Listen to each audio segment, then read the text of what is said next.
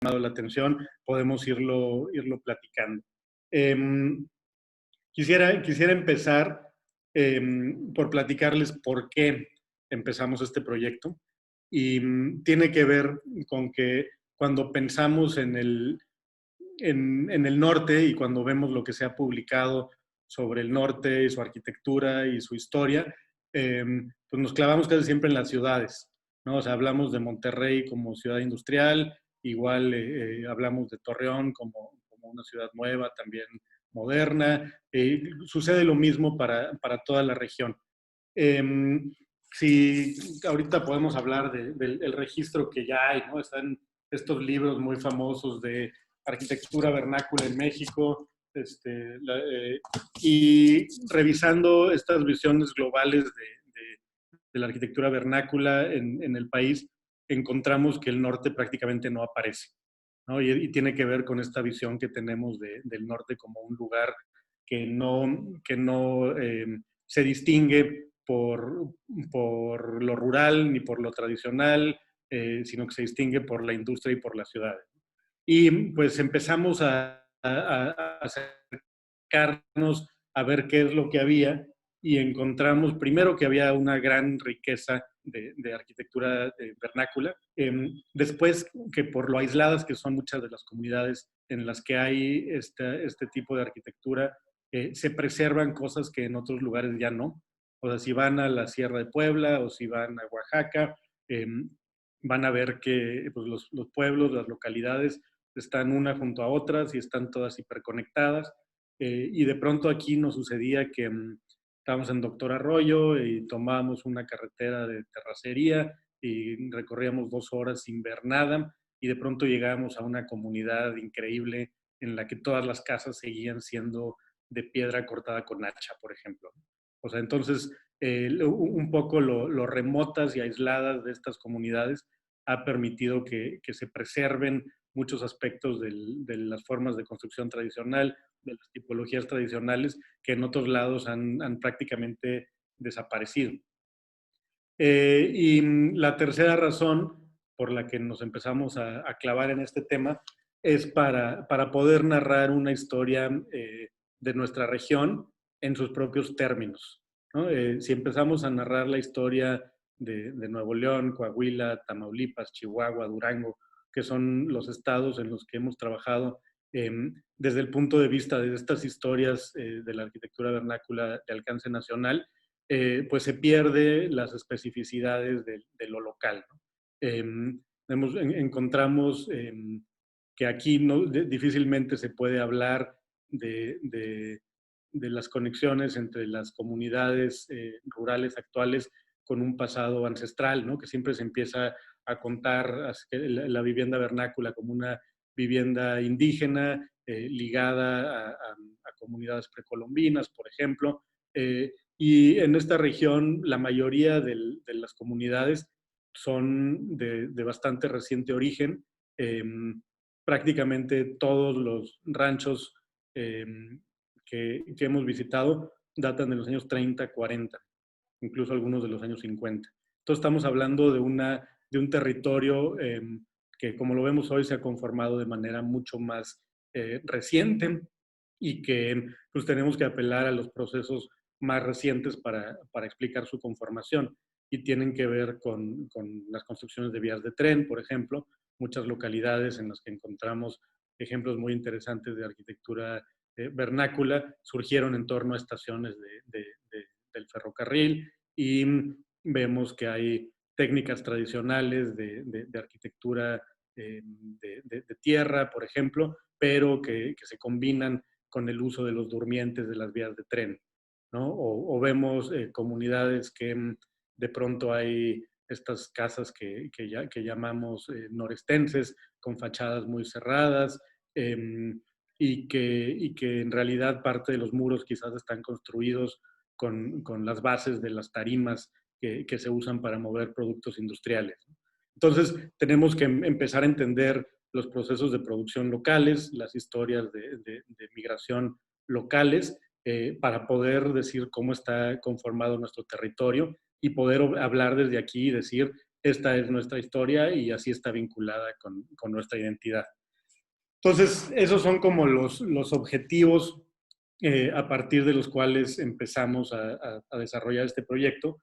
Y la manera en la que los hicimos, el equipo de trabajo lo dirigimos el doctor Camilo Contreras, que es geógrafo, profesor del Colegio de la Frontera Norte, y yo como antropólogo.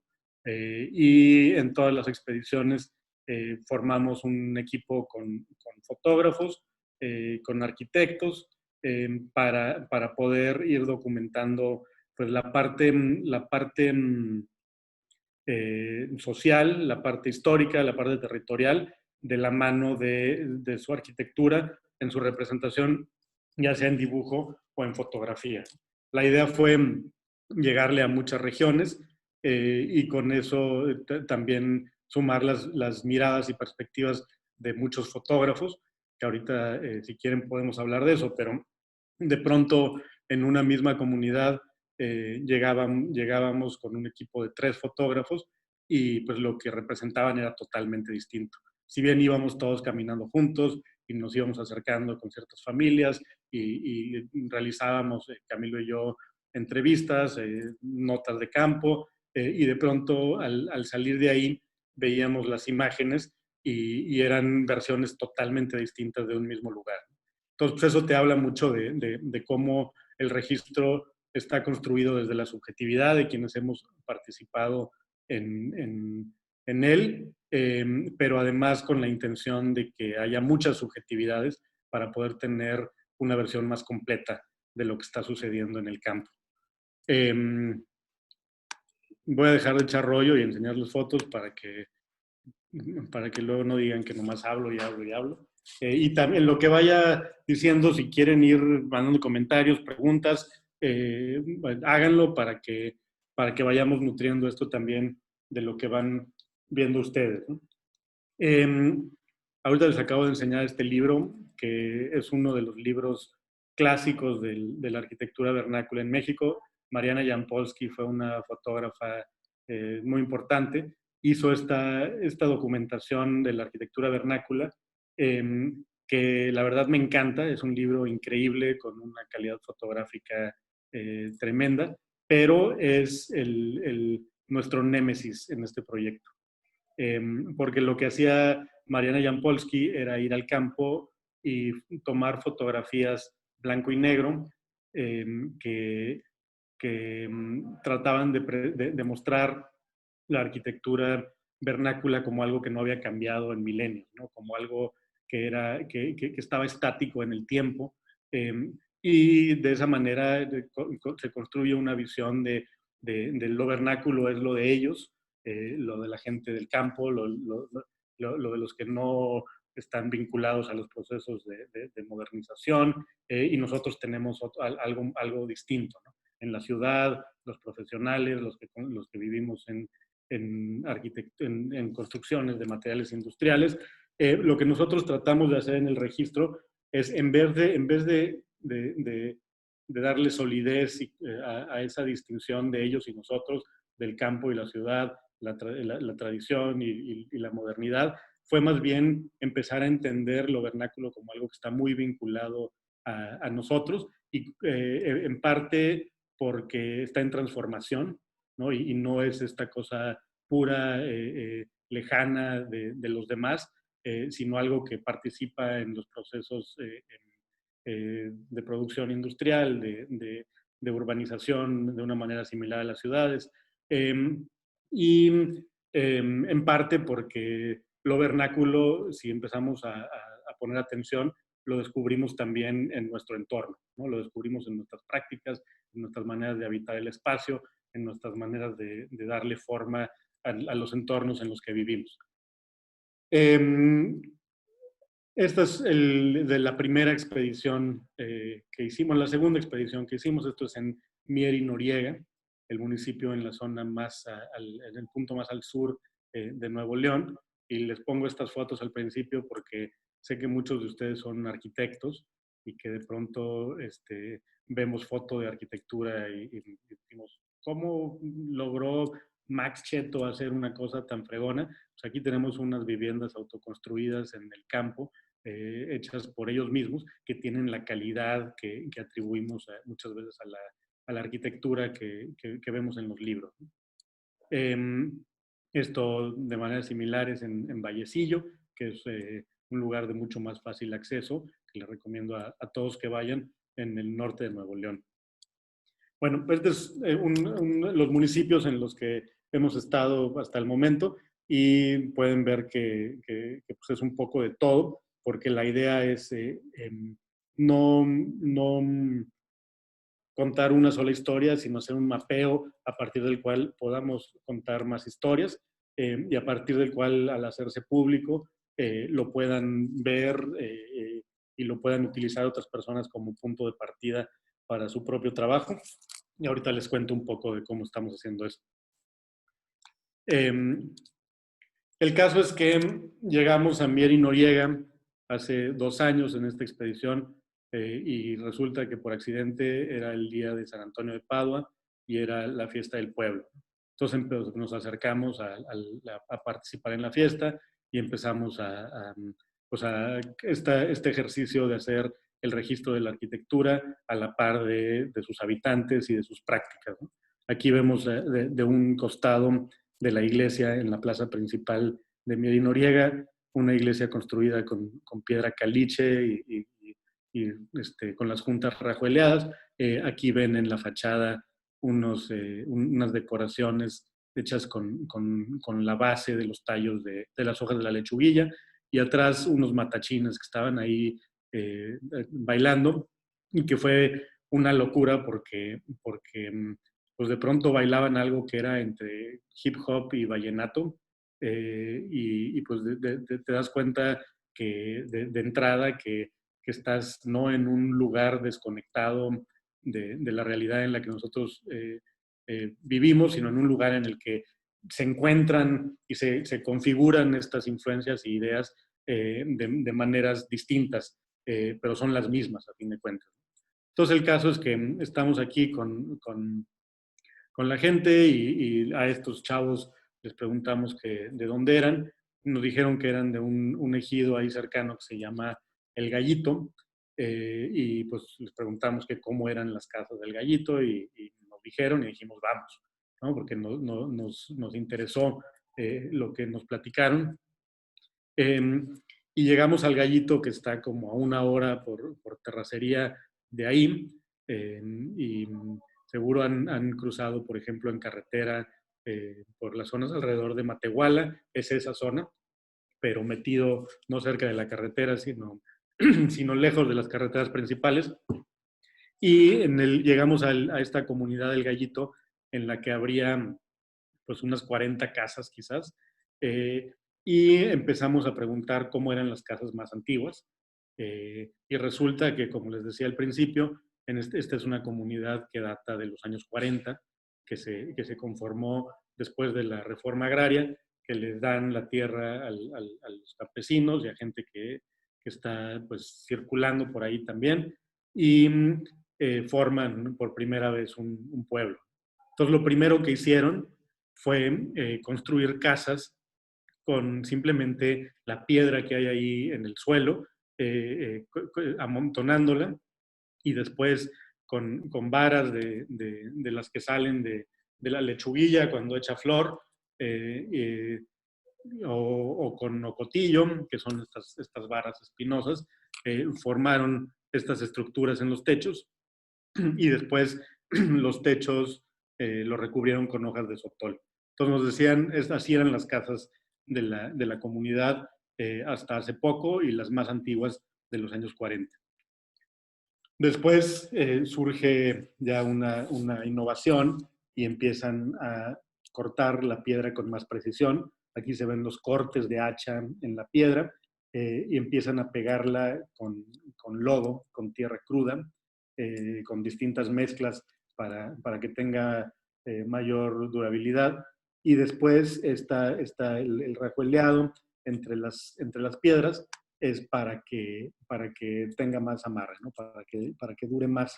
Y entonces, esto es lo que empieza a pasar. De la casa que vimos de piedra amontonada, de pronto aquí ya tenemos una casa de piedra pegada con tierra.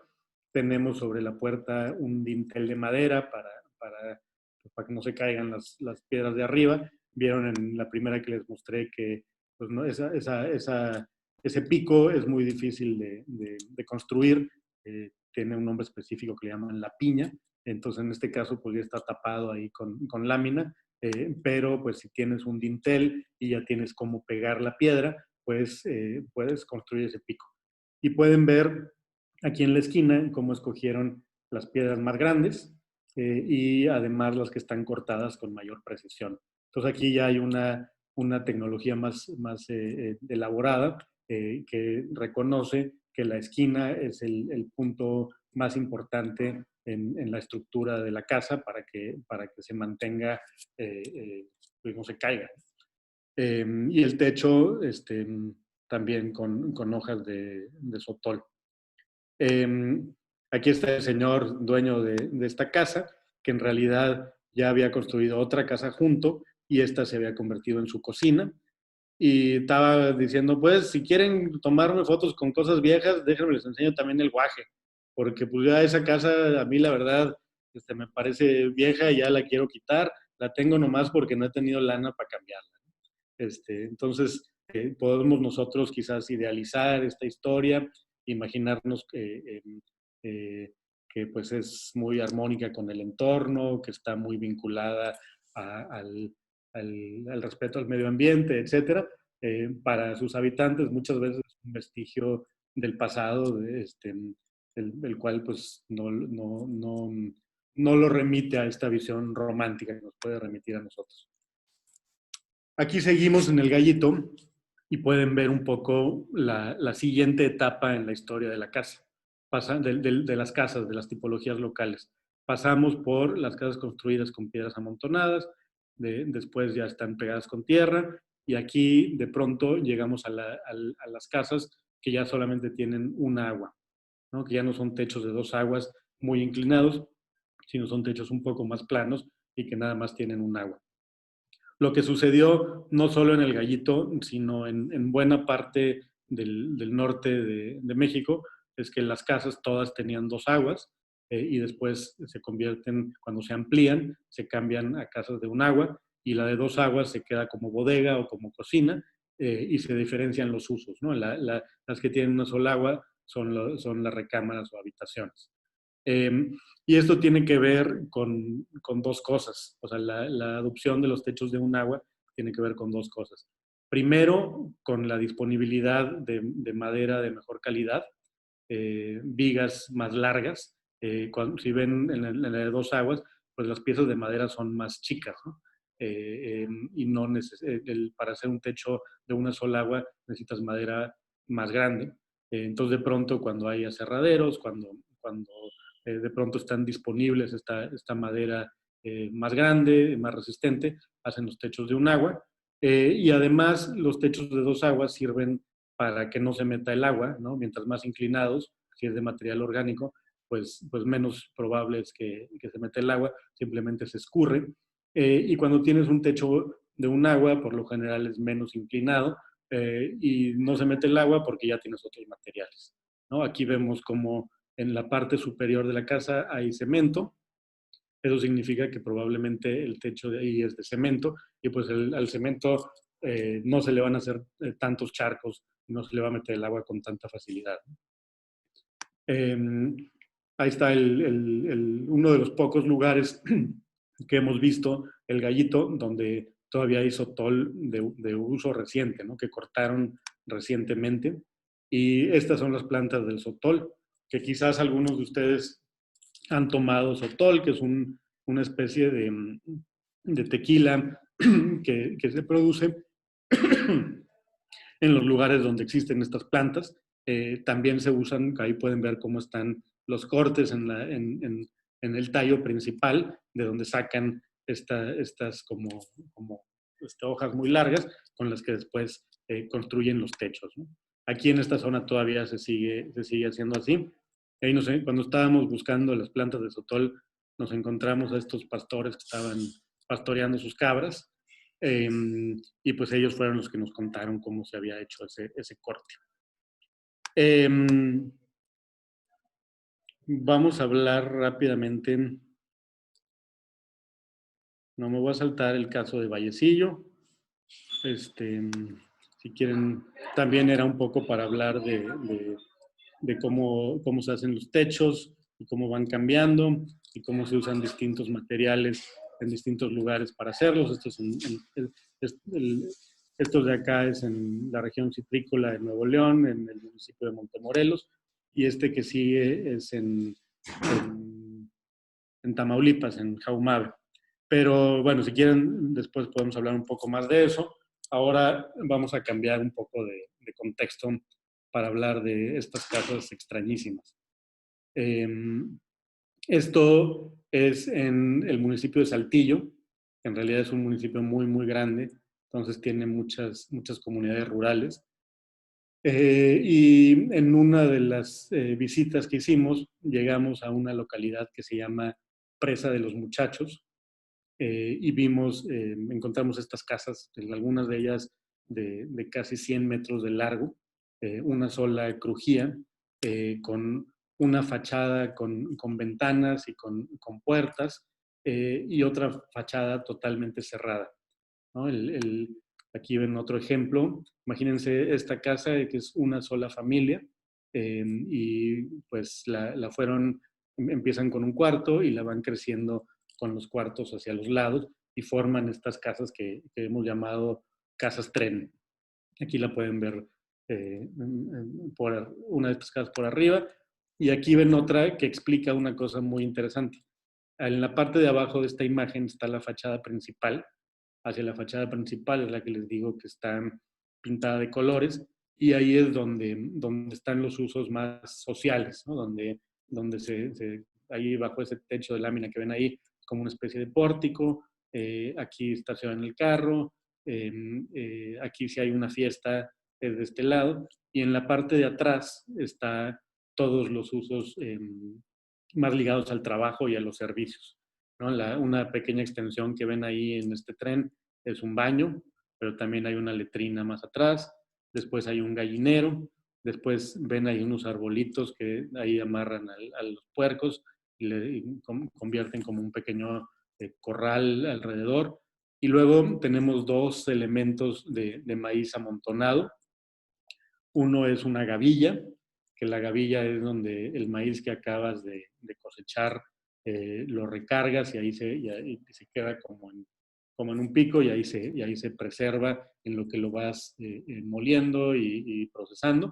Y después, cuando ya le quitaste la mazorca, guardas de todas formas las hojas del maíz y las pones en la rastrojera, ¿no? Y eso se usa normalmente para darle de comer al ganado. Pero bueno, aquí lo importante es que los usos eh, eh, ligados al trabajo, a los animales, están atrás, y al frente están los usos más sociales. Eh, Estos son otros ejemplos de las casas. Aquí de pronto, pues empieza con una familia, el caso del morado, y luego se amplía y se divide la familia porque ya es una de un hermano y otra de otro hermano, pero la mayoría surgen de un mismo núcleo familiar, ¿no? Entonces, bueno, cuando vimos esto por primera vez estábamos muy impresionados de ver algo tan inusual. Y pues empezamos a preguntarle a la gente por qué estaban construidas así sus casas. Y pues las respuestas no encontramos ninguna respuesta realmente satisfactoria, ¿no? Simplemente nos dijeron que las construían así porque así las construían, ¿no? Que así se construían las casas. Este, y pues en alguna otra visita había yo estado como pensando, investigando, y le digo a una señora: oiga, pues es que tiene sentido porque las fachadas cerradas las tienen ustedes hacia el norte, y aquí pues el viento del norte puede ser muy frío, y con esto se quiebra el viento. Eh, Aquí ven un diagramita que hicimos de eso. Aquí se quiebra el viento, y entonces pues la parte frontal de la casa es mucho más agradable, ¿no? O sea, mucho menos fría. Y además, pues la fachada de atrás no tiene ventanas, entonces, pues me parecía una explicación muy lógica.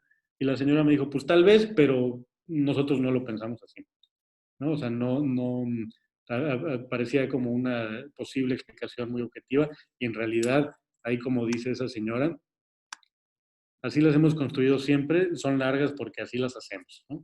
Es un poco cómo explicamos la cultura, o sea, ¿por qué saludamos con la mano derecha en vez de con la mano izquierda? ¿No? Pues porque así lo hacemos.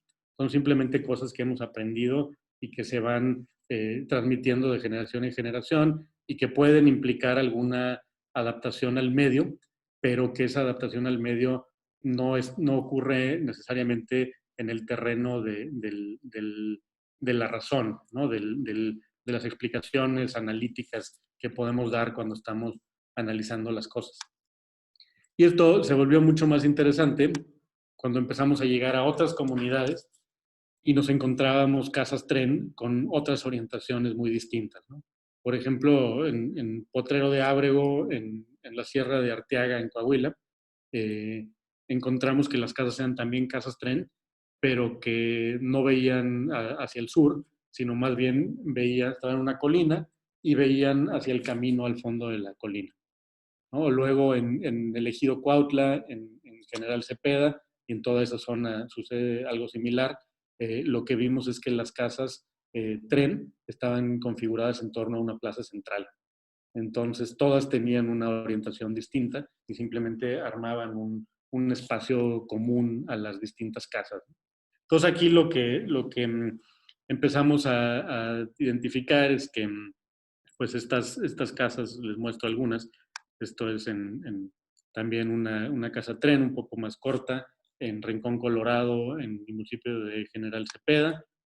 Esto es una casa tren que no creció mucho, pero que ahí se ve muy claro el proceso de cómo se adosó una segunda etapa a una estructura inicial. En la Sierra de Arteaga también, una localidad que se llama El Terrero. Esto es de pronto en la carretera y pueden ver cómo las casas tren lo que hacen es ver al camino y empiezan a crecer de manera perpendicular a su fachada principal, ¿no? Que es la que da hacia el camino. Eh, entonces, pues bueno, nuestra interpretación hasta el momento es, como ven en este mapa, es que es una región cultural, ¿no? Que estás en la sierra, desde Galeana, los ejidos de Galeana, y es un gran cañón que desemboca en esta zona. Entonces, una zona probablemente se aprendieron a hacer estas casas tren, se reprodujeron sus prácticas de construcción y su configuración espacial, reproduciéndose mediante las migraciones y los intercambios de conocimientos entre personas que están en una misma región geográfica, ¿no? Entonces, pues bueno, ahorita podemos hablar si quieren, un poco más de cómo sucede esto. Les enseño nada más algunos de los interiores de estas casas, que también podemos hablar de ellos. Ahorita nomás se los enseño para que vean qué padres son. O sea, qué realmente increíble puede ser una de estas casas de adobe, con techo de morillos, con las paredes interiores encaladas, y después cómo hay como muchos aciertos de diseño también, hechos todos por no arquitectos, como cuando esta señora le ganó en una rifa que hizo el municipio eh, unos sacos de cemento, decidió tintarlo de azul para que combinara con sus paredes, y después un cuarto lo pintó de azul, donde duerme ella y su marido, y el cuarto de junto lo pintó de amarillo. Entonces empezamos a ver aquí un poco pues una gran sensibilidad al diseño por gente que no tiene estudios en el diseño. ¿Todo bien? ¿Cómo van? Ya los ataranté un poco. Porque esto, o sea, podemos eh, les voy a platicar dos historias más, dos casos más, y luego ya empezamos a abrir más a conversación.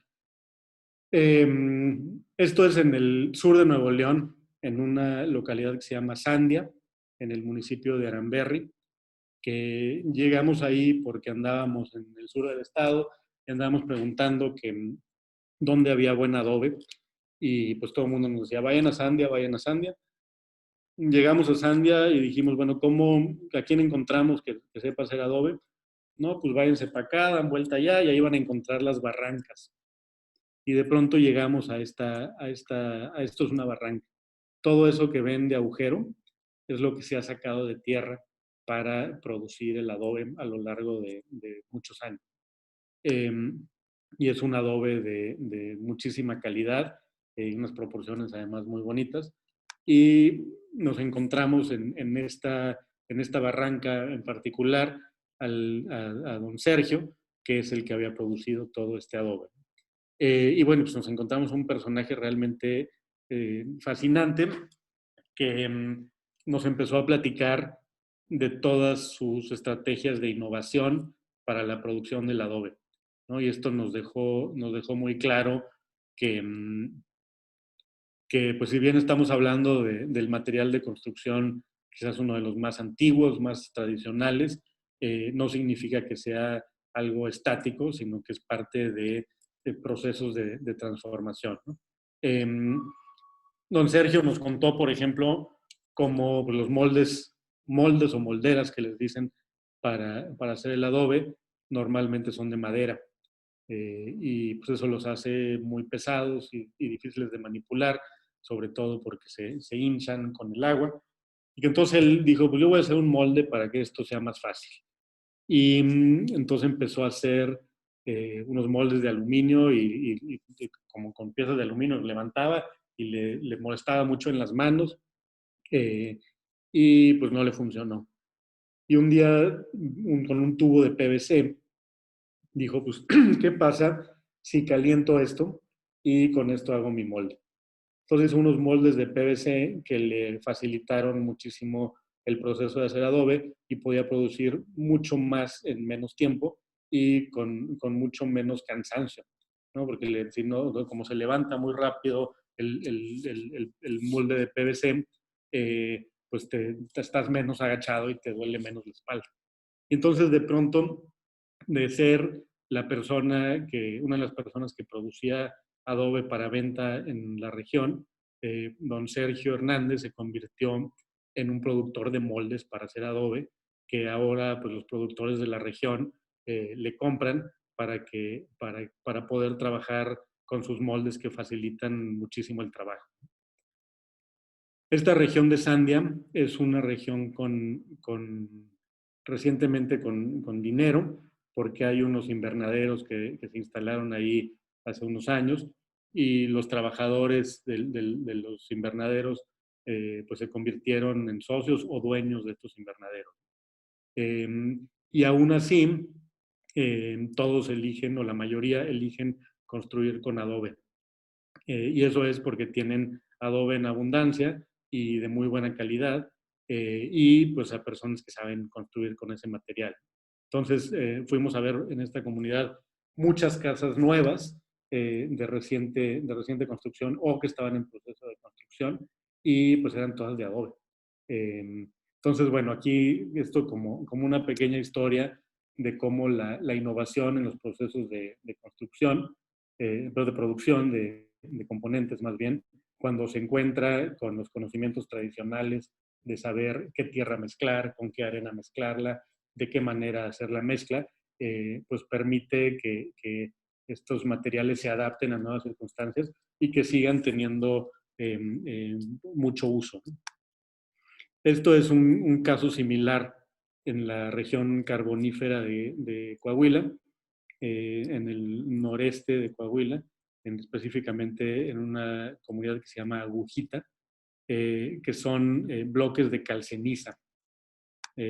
Aquí los ven, se parecen mucho al block, pero en realidad estamos hablando de la región carbonífera, se llama así, porque hay grandes minas de carbón, que son estas minas a cielo abierto, de ahí sacan el carbón, luego lo queman para que solamente quede la parte del carbón que se calienta más y sirve mejor para los fines industriales que se usa el carbón, y eso hace que quede mucha ceniza como residuo. Y el productor de estos bloques, don Félix, nos dijo que iba y compraba las cenizas, ¿no?, los residuos de este proceso industrial, eh, hacía cal, los mezclaba y después con unas molderas similares a las del adobe producía estos bloques de cal ceniza. Y lo que queda es un material que tiene las propiedades térmicas del adobe y muy cercano a la resistencia del bloque de cemento, ¿no?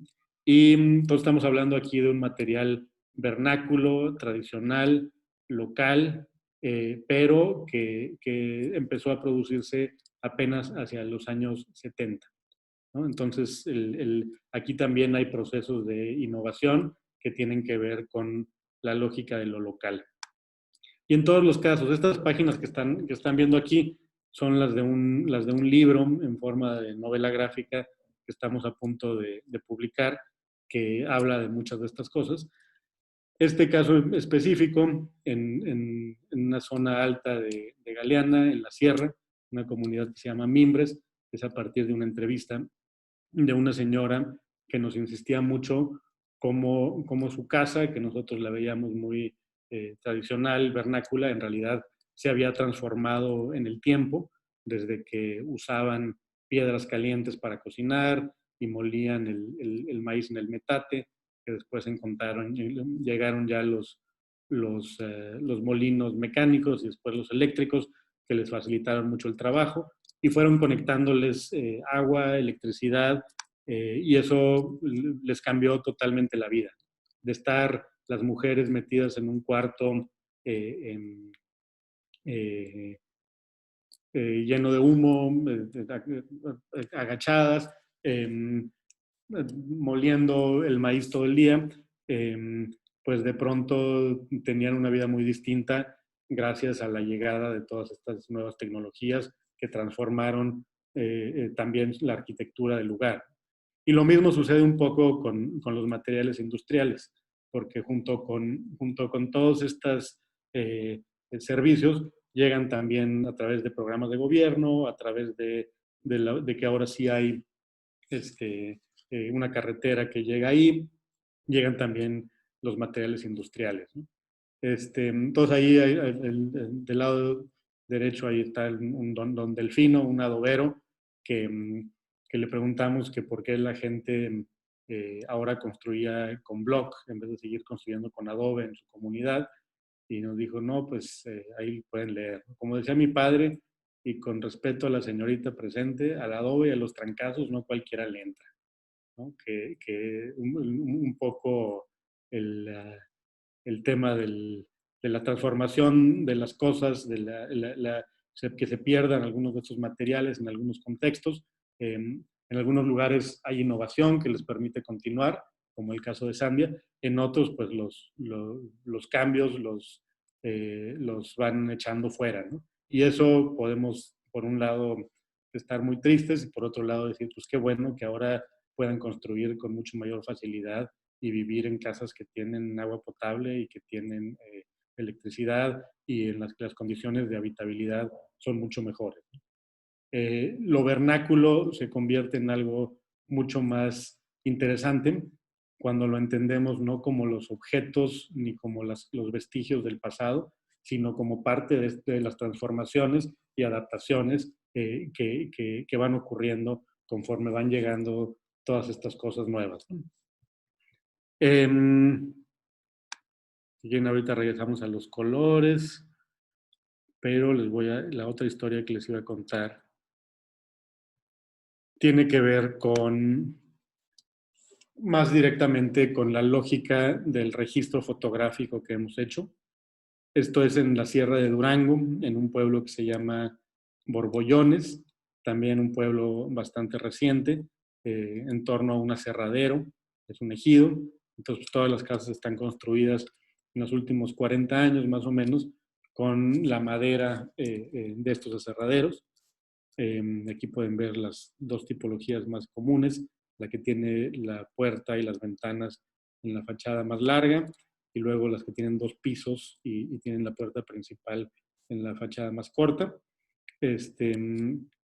Pero bueno, regresando al trabajo, a nuestro némesis en este proyecto, Jan Polsky, pueden ver aquí en esta imagen que tomó Marcel del Castillo de esta casa de 2 pisos, la ropa ahí colgada, la antena de BTV, el panel solar en el techo construido con lámina, y después, si ven cómo está tomada la foto, ven que la parte del frente está borrosa, que es un poco una estrategia que usan los fotógrafos a veces para decirnos, acuérdense que esto es una foto y que aquí hay una persona parada, ¿no? Y que está moviendo un lente y haciendo una estrategia para mostrarles eh, una perspectiva particular, ¿no?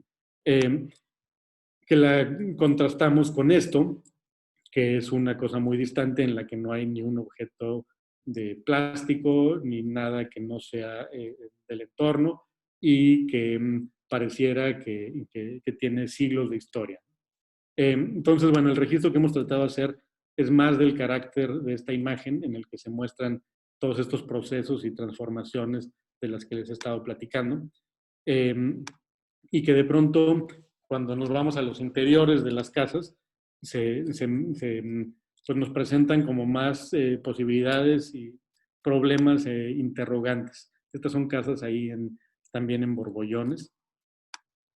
Y este es ahí mismo en Borbollones, y esta es una foto que ha sido muy interesante, su recepción, o sea, cómo la ha interpretado la gente que se la encuentra cuando subimos a Instagram o cuando subimos a Facebook. Eh, y pues varios me han comentado de, oye, ¿qué onda con esa estufa? ¿No? ¿Qué onda con ese microondas? Porque pues tenemos como ciertas expectativas de que la arquitectura vernácula debe ser así y debe estar habitada por personas que se visten así, ¿no? Y de pronto nos encontramos que tienen una estufa mejor que la que tenemos en nuestra casa. Entonces esto de pronto nos obliga a reflexionar y decir, oye, pues tal vez estas distinciones que tenemos en la cabeza no son tan ciertas, ¿no?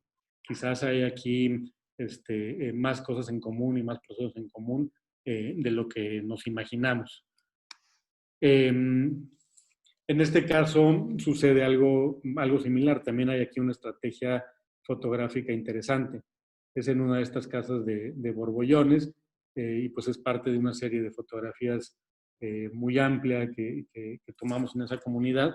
Y lo que hizo aquí Marcel, el fotógrafo, fue tomar las fotos de sus fotos, ¿no? Entonces recordarnos que a través de las fotos que toma la gente, que guarda, que pone en sus paredes, pues cuenta su propia historia desde su propio punto de vista, ¿no? Y que parte de lo que estamos tratando de hacer en el registro fotográfico de estas comunidades es permitir, en la medida de lo posible, que se manifiesten los puntos de vista, las perspectivas de la gente que habita estos espacios, ¿no?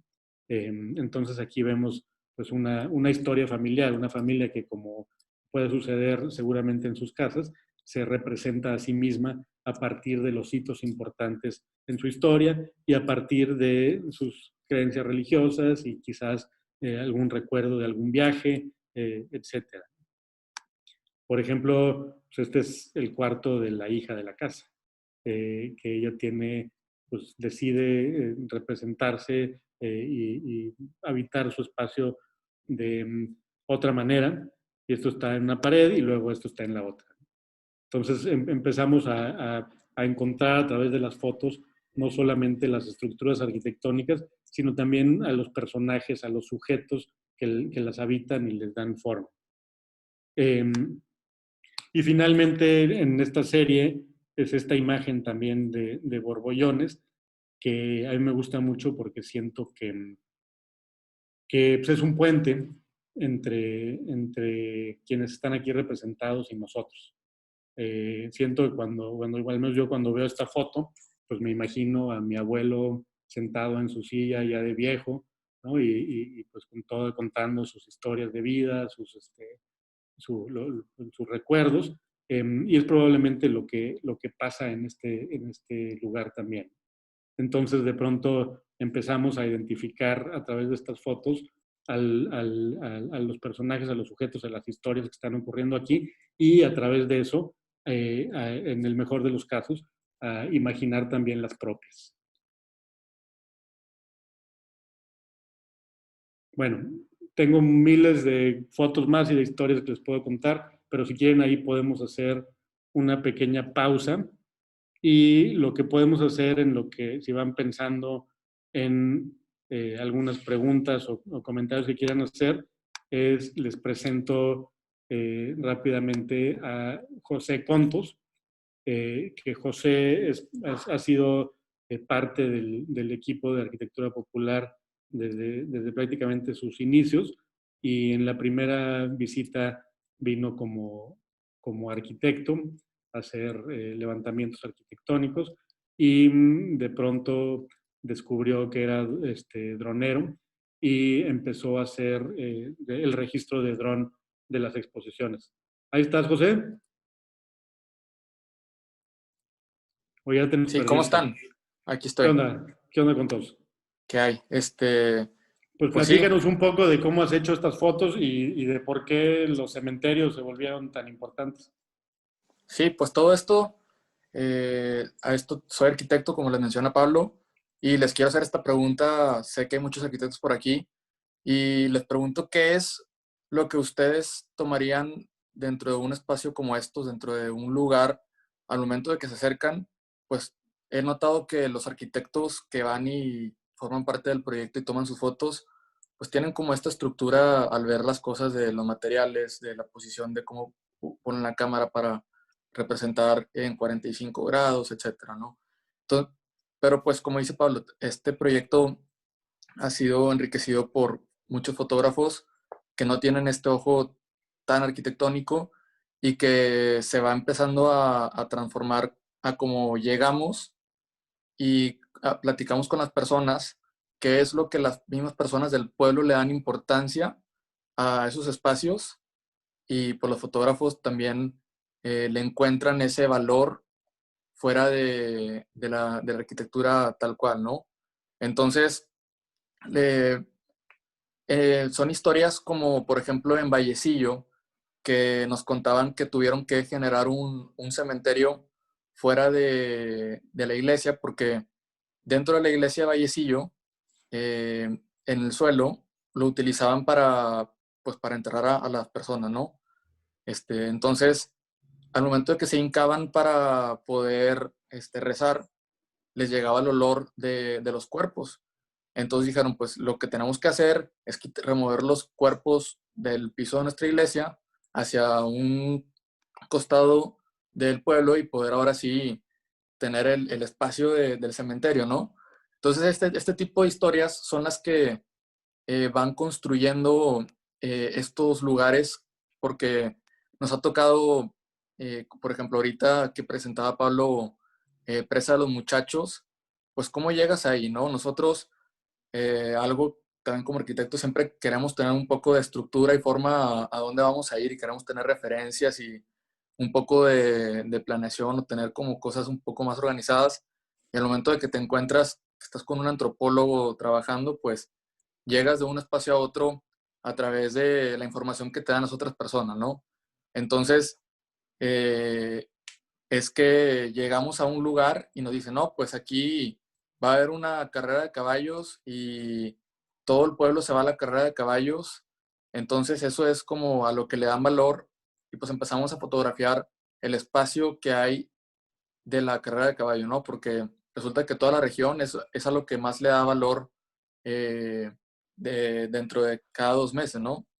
Entonces, fue que, volviendo al tema de los cementerios, fue pues la misma arquitectura y el espacio que le dan las personas dentro de estos lugares, eh, que al final no encontramos una documentación. Sí, nosotros ponemos en nuestro ordenador, en Google, etcétera, el salitre o presa de los muchachos, puede que te encuentres con una fotografía del letrero de la carretera o cero fotografías, y es lo que lo vuelve interesante, ¿no? El cómo llegamos a ese tipo de espacios a través de las personas y no de referencias este, que hayamos tenido.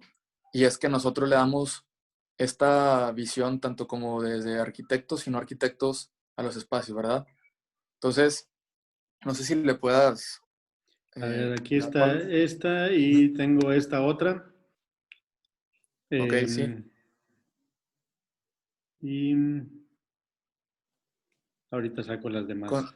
sí, no, con eso son un ejemplo bastante bueno para poder mostrar cómo, pues también, voy a hablar un poquito de la logística de cómo llegamos a los pueblos, y lo primero que es, pues es, cada quien se sale disparado a buscar, a ver qué encuentra, y pues uno con el dron que luego nos bajamos, volamos el dron y es ver qué cosas encontramos, ¿no? Por ejemplo, esto que veíamos de las casas tren, que si el acomodo tanto como de los cementerios, todo se vuelve diferente en cada espacio, y es por eso pues bueno, en este caso los cementerios apoyan bastante la imagen de los drones. A ver, ¿Qué salió? ¿Salió la misma presentación o salió otra? está cargándose. Mm. Sí, o sea, esto que les cuenta José creo que es muy importante. El proceso de investigación es pues de carácter etnográfico, ¿no? Lo cual significa que seguimos pistas, ¿no? Que si de pronto en un lugar nos dicen, hoy está esto, y nosotros llegamos a documentar las casas de tierra, y resulta que ahí de lo que quieren hablar es de las casas de piedra, pues nos clavamos en las casas de piedra y a partir de eso vamos construyendo un sentido del lugar.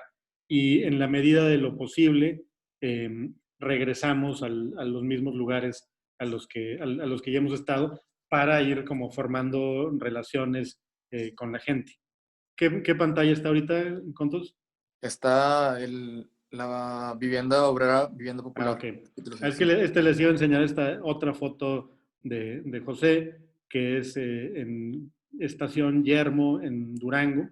Y aquí pueden ver cómo son unas cuadras muy regulares, pero pues los caminos no son tan regulares ahí en el desierto. Y en la parte de abajo de la imagen está el tren y lo que fue la estación de tren, ¿no? De la que surgió esta comunidad.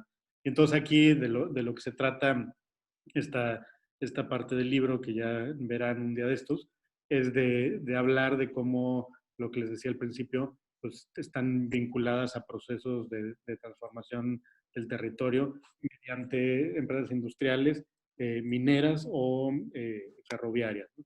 Esto, esta foto que ven aquí abajo a la izquierda es de en Santo Domingo, en Chihuahua, que es una comunidad minera, y estos edificios muy largos que ven era la vivienda de los obreros, de los mineros, y luego pues vemos que las cosas más nuevas en el paisaje pues siguen este mismo patrón de encajarse en la tierra, que las viviendas de los mineros antiguas. Y luego aquí a la derecha otra foto de José que se parece a la de Yermo, pero aquí en vez de ser una comunidad ferroviaria, es una comunidad agrícola como parte de un distrito de irrigación cerca de Delicias, Chihuahua, en la cual pues las casas eran también estos grandes crujías que se han ido ahí transformando. Entonces, bueno, eso nomás como un apunte de las distintas perspectivas y que hemos estado tratando de cultivar en el proyecto para poder revelar estos sitios y parte de sus procesos. Y nuestro principal producto. O sea, aquí ven algunas páginas de este libro que estamos haciendo, que hemos tratado de integrar dibujo con ilustración, con fotos por distintos fotógrafos, pero el principal producto es un archivo, ¿no? Entonces, todo este material está depositado en Fototeca Nuevo León y se formó un fondo nuevo.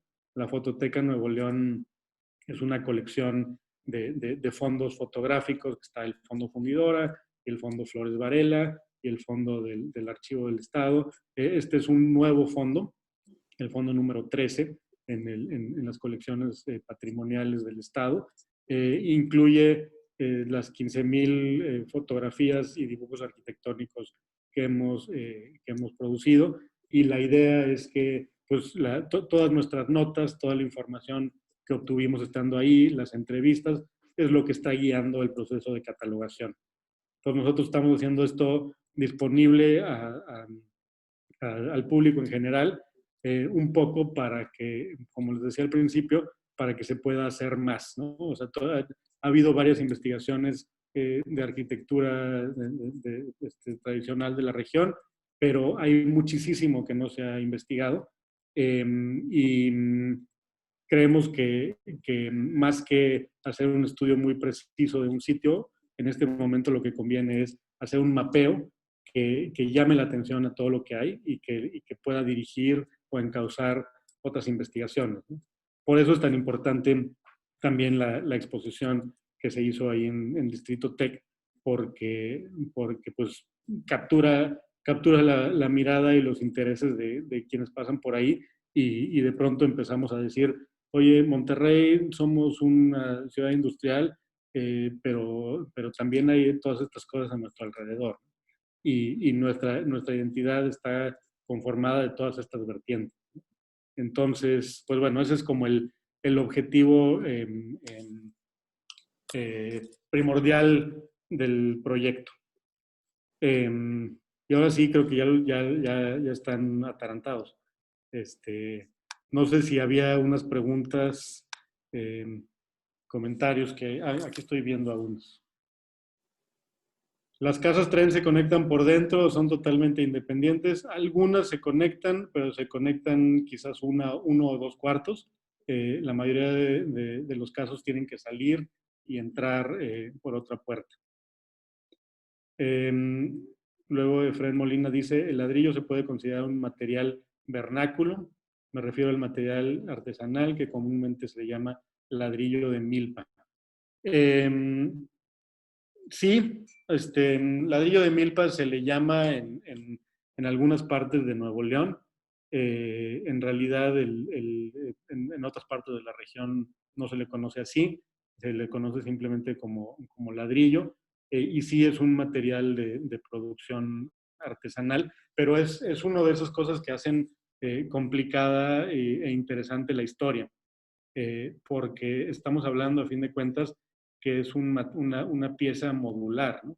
Que esa es la base de la producción industrial.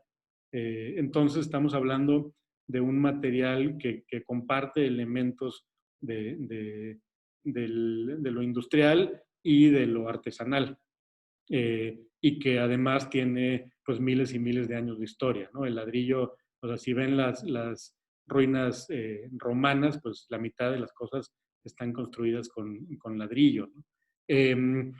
Y en la región tuvo un papel muy importante en algunos lugares.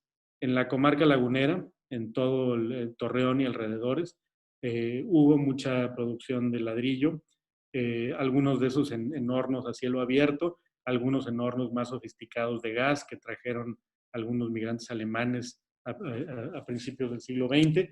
Y en Matamoros, que es el municipio que le sigue a Torreón hacia el este, todavía hay muchas ladrilleras. Se usa mucho ladrillo también en Durango, en todos los alrededores de la ciudad de Durango. La gente prefiere construir con ladrillo que con bloques de cemento por lo general. Y en el sureste de Durango también hay mucho ladrillo. En el municipio de Vicente Guerrero son productores de ladrillo, y en esa zona se hacen unas bóvedas increíbles de ladrillo que ahora no les pudimos enseñar porque no hay tiempo para todo, pero hay o sea, está vinculado el material de producción local con una técnica constructiva local, ¿no? Para convertir el ladrillo en bóvedas. En Nuevo León hay ladrilleras artesanales todavía entre Mina y García, hay una carretera que los conecta, y ahí hay unas ladrilleras que además son muy, muy impresionantes en el paisaje.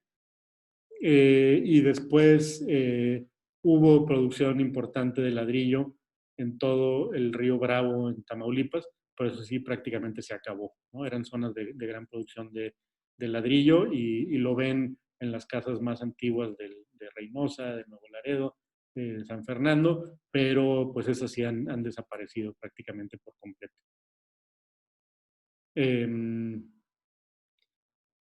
Muchas gracias, Diego, por las felicitaciones. Ojalá y podamos seguir colaborando con ustedes para hacer más, para seguirle a la investigación. Luego Antonio Cárdenas pregunta, ¿tuvieron algún acercamiento, colaboración con el INAH para los trabajos de realización, de computación e investigación? Sí, hemos hablado con representantes del INAH en Nuevo León, en Coahuila, en Durango, pero hay una cosa importante que es un enfoque distinto el que estamos abordando, ¿no? El INAH protege monumentos, protege cosas construidas antes del siglo XX. O sea, llega a 1900 y ya no le corresponde al INAH. Entonces los catálogos del INAH son, pues de pronto llegan a un pueblo y pues está catalogada la iglesia y todo lo de alrededor no está considerado, ¿no? Entonces, a nosotros nos interesa todo lo de alrededor. Nos interesa lo que está recientemente construido, lo que está en transformación, lo que incorpora nuevas tecnologías, lo que implica estrategias de innovación en la producción de materiales, en la construcción. Y pues las iglesias más antiguas, las haciendas, la arquitectura monumental, esa se la dejamos al INAH, ¿no? Que el INAH pues, hacen muy buen trabajo de preservarlos, de catalogarlos, etcétera, pero creemos que si nada más nos enfocamos en eso, se nos olvida todo lo demás, que es donde está la riqueza del habitar. Y luego pregunta Diego, ¿cuándo se publica el libro? Pues se supone que en este año estamos esperando a que ya esté impreso, o sea, ya está diseñado, ilustrado. Las ilustraciones las hizo Fernando Robles Cholico, que es un ilustrador de arquitectura. Las fotografías son de los más de 20 fotógrafos que han participado en el proyecto. Los levantamientos arquitectónicos los hizo Marcelo Barahona, que es ahí egresado de la Escuela de Arquitectura del TEC. Entonces, pues ya logramos juntar todos esos materiales y armar una, una narrativa para una de las muchas narrativas posibles a partir de esos materiales, ¿no? Y decidimos hacerlo como cómic, en parte porque me gustan mucho los cómics, pero en parte también porque permite reflexionar sobre la interacción de distintos métodos de registro, de distintas perspectivas fotográficas, de distintas maneras de dibujar, y también incorporar, como decía José hace un momento, las voces de la gente que está habitando estos espacios, ¿no? Los que nos han servido como guías en estas comunidades y que nos han compartido sus conocimientos. Entonces, en la medida que están ahí, ¿no? y que no es su voz a partir de las entrevistas lo que está representado, pues creemos que como construimos un mosaico que nos permite irnos más allá de lo que nos da la fotografía sola o de lo que nos da el dibujo arquitectónico solo o de lo que daría un ensayo académico por sí solo. Y luego Anaelim nos dice que visibilizar la arquitectura poco valorada, fuera del radar del gremio y de las instituciones, sin considerar la tradición constructiva, las formas de habitar y, como menciona, sus innovaciones. Pues muchas gracias, Anneli, y ojalá y se lancen a ver estas comunidades y que vayan más allá de las cabeceras municipales, ¿no? Que luego eh,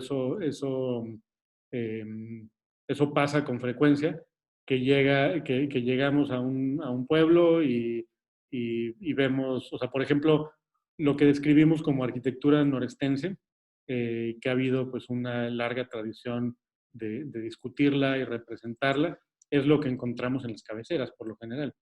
Si salimos de las cabeceras encontramos patrones y tipologías totalmente distintas, ¿no? Que no son la de estas fachadas muy sólidas, cerradas, con casas como bloques que siguen el contorno de las calles, pero encontramos unas configuraciones totalmente distintas. Para eso hay que ir a lugares más remotos y, como decía ahorita José, dejar que la gente te vaya guiando, ir preguntando y ir siguiendo las pistas hasta darle al clavo. Eh, y les garantizo que al llegar a estas comunidades se van a sorprender. O sea, nuestra experiencia es cada vez que llegamos a algún lugar que nos recomendamos, decimos, wow, o sea, cómo puede ser esto? ¿Cómo puede ser que esto lleva aquí todo este tiempo y que no lo sabíamos, no le habíamos puesto atención? Eh, y si van, nos pueden mandar lo que vean y lo subimos a redes sociales. Eh, hemos buscado incorporar las redes sociales como parte de nuestra estrategia de investigación también, ¿no? Por un lado nos interesa mucho difundir, pero por otro lado nos interesa mucho seguir documentando. Y cuando subimos algo, pues de pronto, si ven algunos de los ejidos que hemos ido, que tienen su página de Facebook, pues ya su foto de perfil es una foto de nuestro proyecto que sacaron de redes sociales y pues nos gusta mucho eso, ¿no? Que de pronto la gente se apropie del material y lo use para representarse a sí mismo. O luego subimos una casa y nos dicen, oye, es la casa de mi tía, y nos empiezan a platicar la historia y tratamos de incorporar toda esa información a la catalogación, ¿no? De cómo narramos y escribimos el proyecto. Entonces, pues si van, mándenos y síganos ahí en Instagram en Arc Popular del Noreste y en Facebook en Arquitectura Popular del Noreste, los archivos vivos del proyecto. Dos preguntas más. Mirna nos pregunta si hay grupos donde se pueda integrar las visitas a las comunidades. En este momento no, porque pues no, todo este año por la pandemia no hemos hecho expediciones. Eh, pero sí queremos poder hacer algunas visitas más abiertas a quien quiera participar y esperamos poder pronto poderlas hacer. Y luego dice, el libro o el proyecto tiene alguna base de georreferenciación para luego enriquecer ese estudio en escalas territoriales de mayor influencia. Todas las fotografías que van a encontrar en el fondo digital del proyecto, en Fototeca Nuevo León, todas están registradas con su localidad según INEGI. Entonces se pueden cruzar muy fácil las bases de datos y empezar a hacer ya estudios más de carácter territorial. Todo eso sin olvidar que la parte del registro que hacemos de ir conformando, como les platicaba, el territorio de las casas tren, pues para esas cosas hay que ir. O sea, no basta ver en un satélite y meter datos. Para eso hay que ir y hablar con la gente y regresar y empezar a interpretar junto con ellos. Entonces creemos que estos ejercicios más de georreferenciación, de datos, de ingeniería de datos, tienen que ir de la mano de la dimensión etnográfica y del registro en campo. Y creo que con eso tenemos respuestas o al menos muchas palabras muy rápidas a las preguntas que se han presentado. ¿Cómo ven? Muy bien. Pues muchas gracias, Pablo y José, por esta presentación. Yo creo que ya, bueno, ya estamos en tiempos. No sé si hay alguien más que tenga alguna otra pregunta. Podemos tomar una al final. Si alguien quisiera hacer alguna pregunta de viva voz, también tenemos la oportunidad de hacerlo. Sí. Pues bueno, yo les digo nada más rápidamente que la exposición que se hizo con Distrito Tech es en colaboración con Arte, que son los que tienen el fondo digital ahí en Fototeca, y que están representados bueno, no todos, pero 16 de los fotógrafos que están en el proyecto, que van a encontrar también su trabajo y sus nombres en la publicación que esperamos que se empiece a distribuir muy pronto, que va a publicar con Arte. Y pues no se los digo aquí, los mencioné algunos mientras estaba hablando, pero vieron todo su trabajo, ¿no? Entonces, aquí lo importante es decir que el proceso es verdaderamente interdisciplinario y además todo es un trabajo en equipo, ¿no? Todos los que han participado en el proyecto pues han estado ahí y han aportado sus visiones, sus perspectivas y el proyecto se va enriqueciendo de eso. Pues esto no es el proyecto de ninguno de nosotros, sino verdaderamente un esfuerzo de todos juntos. Excelente. Bueno, pues muchas gracias nuevamente, Pablo y José. Invitamos a todos los que puedan hacerlo, visitar la galería, que está obviamente abierta, está en calle. Entonces, si no me equivoco, todavía va a estar esta semana y la que sigue, los que puedan hacerlo, visitarla. Y pues cerramos aquí el seminario. Muchas gracias a todos por su asistencia.